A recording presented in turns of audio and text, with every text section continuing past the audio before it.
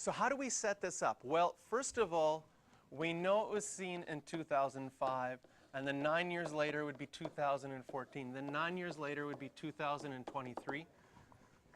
And one strategy would be to just keep writing out numbers and see if 3085 appears.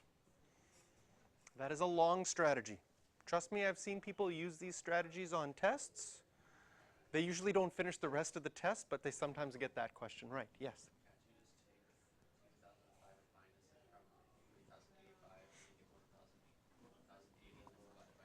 And then see if that works. Okay?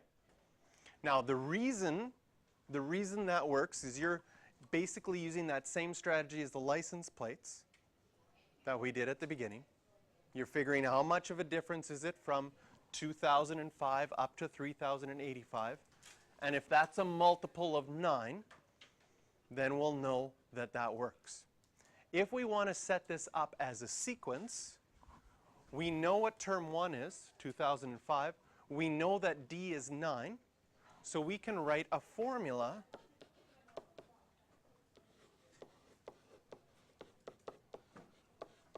for this sequence like that. Now, if 3085 is part of our sequence, right, then we would have to find out what term it is. And for this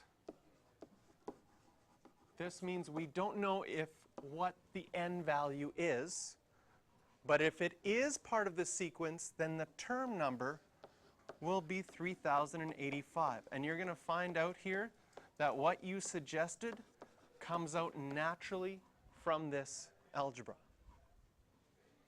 Because what you could do is you could subtract 2005 on both sides. That'll figure out that 1080. Then if you divide it by 9, you can find out if that is part of the sequence or not. So we're going to do the algebra here quickly. 3085 equals 2005 plus 9n minus 9. We have some like terms. If I put all my like terms together by subtracting 2005 and adding 9, subtracting 2005 and adding 9, I get 1089. And then if you divide that by 9, you get 121.